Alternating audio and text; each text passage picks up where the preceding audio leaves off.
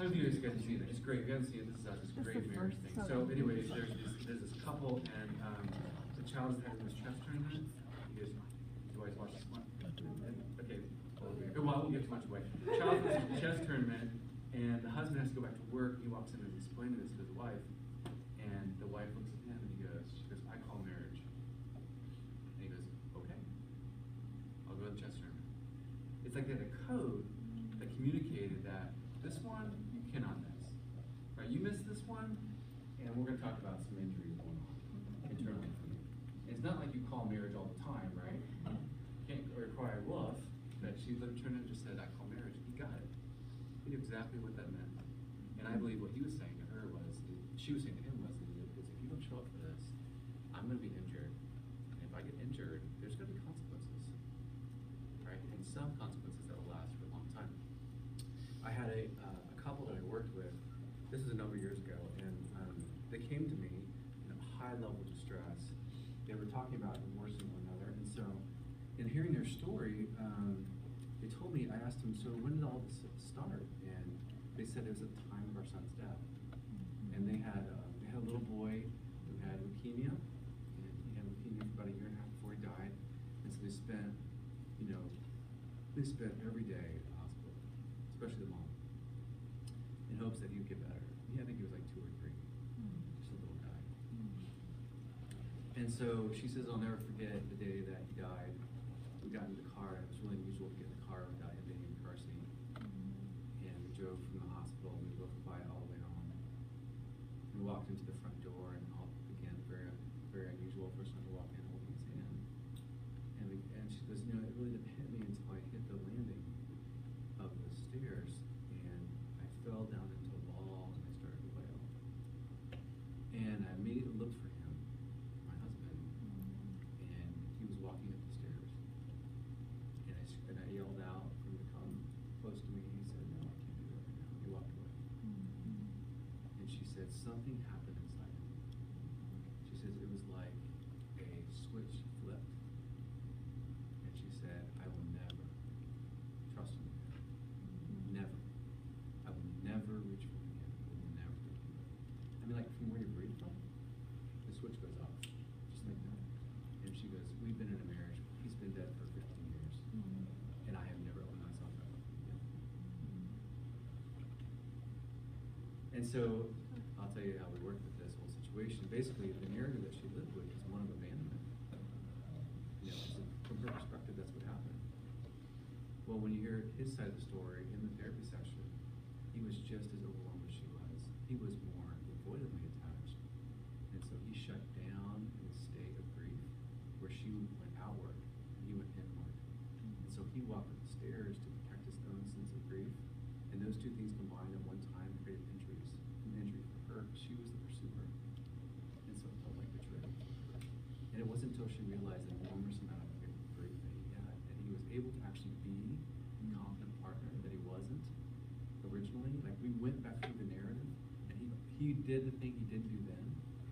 He turned to her, he got on his knees, and he grabbed onto her, and he sobbed, and he held on to her. He said, I was so afraid, I was so scared, I was so hurt, and I left you completely alone. And he grabs on her, and I'm telling you, like, I'm in this room, like, goosebumps going up and down me, right? I'm crying, they're crying, holding each other, and she's letting him in.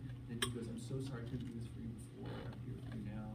She did a little push-pull at first. She kind of pushed him away a little bit, and then he grabbed onto her, like, oh, you mean this? I love you so much. And I just blew it. I was hurting so much, I just had to walk away. And she realized that she wasn't as alone as she felt. And when they say you can't change the past, well, that was changing the past in the moment. It was actually rewriting the narrative of their past. And it was from that point forward in therapy that she started to warm up, and the therapy just took off. And they lived with that for 15 years. They tried all sorts of stuff to get beyond that. But it was this attachment on there. Kind of like Logan, right? That wasn't nurtured. The environment wasn't what she needed it to be. He's the primary representation of the environment. Until he was able to be what she needed him to be, she wasn't able to turn the switch back on. Right? If you're not nervous, you better get nervous now, right? You don't want to miss things. They're super important.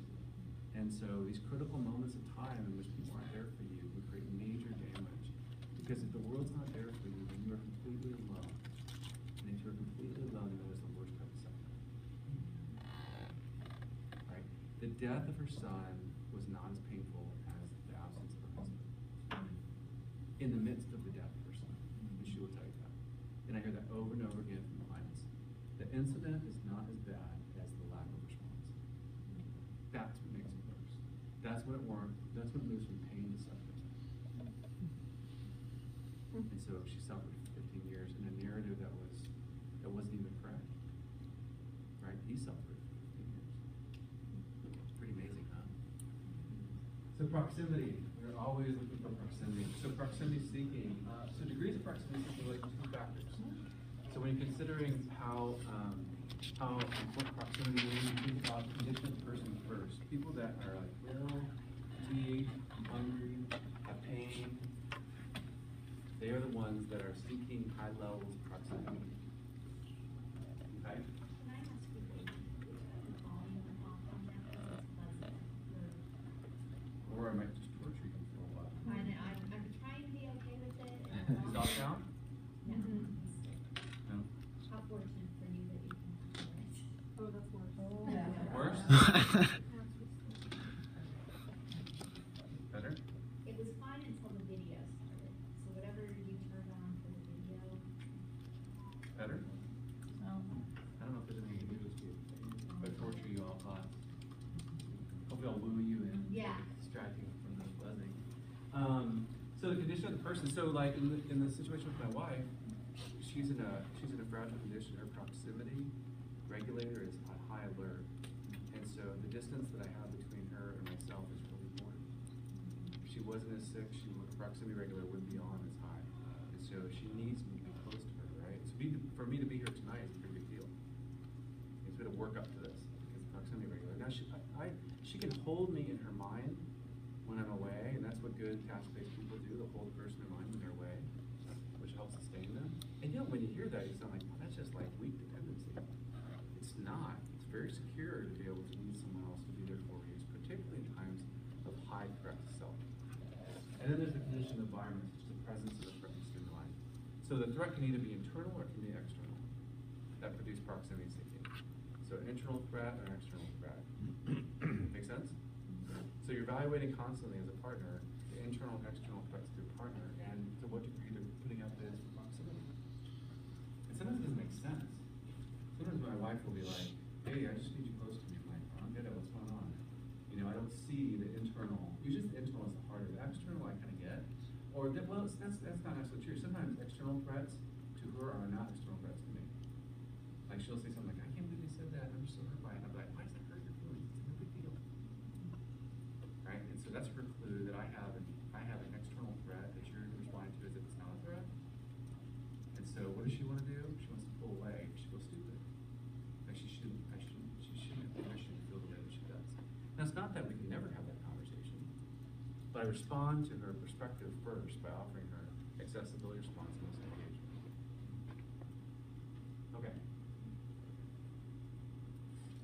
All right, behavioral systems that influence proximity. We talked a little bit about these already. The exploratory behavioral system gives us information about the workings of our environment. So we're always you guys are in it right now. The exploratory behavioral system. You're just checking out the workings of your environment, right? Everything's feeling pretty safe overall, right? If I pull the gun out of my pocket, you guys would be like, hello, exploratory system deactivated, fear behavioral system activated, alerts individuals to the stimuli that are not inherently dangerous, increase the likelihood of danger. Okay? And then as soon as the fear behavioral system is activated, it says to the attachment system, you better get going, attachment system. And the original shape of the attachment system is to reach. So gun goes off, fear behavioral, exploratory behavioral system shuts off, fear behavioral system kicks in, it says time to start the attachment system. This is evaluating threat.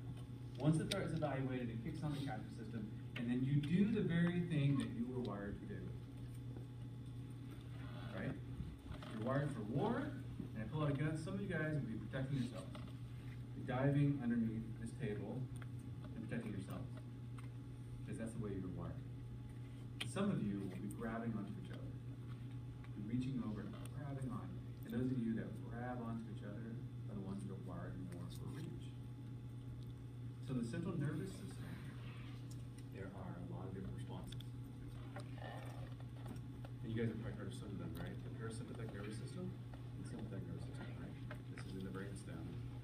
Sympathetic nervous system wires it calms things down. Parasympathetic calms things down. Sympathetic wires things out. Right? Sympathetic nervous system kicks in. There's several different responses. Sympathetic. There's fight. There's flight. Right? And then there's parasympathetic, freeze, and faint. So sympathetic, if sympathetic doesn't work, parasympathetic kicks in. And these are the ways you protect yourselves from your behavioral system evaluation of threat. There's also a different system that's in place, which is the ventral vagal system, which engages the reach response at the brainstem. You guys, this is really exciting news. Because for the last 10 or 15 years, we only thought that our basic survival mechanisms were self-sufficient.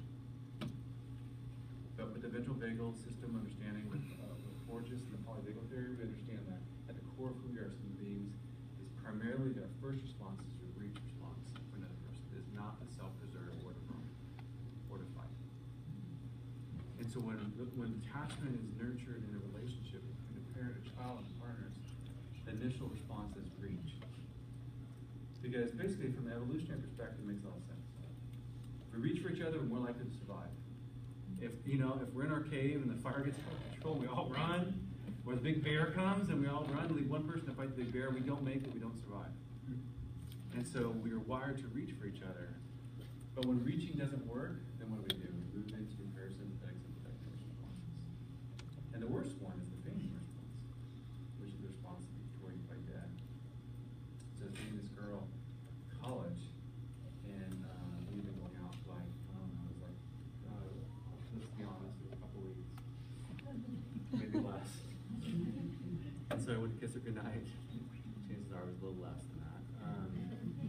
And I remember we were out in like this wooded area. Not creepy wooded area.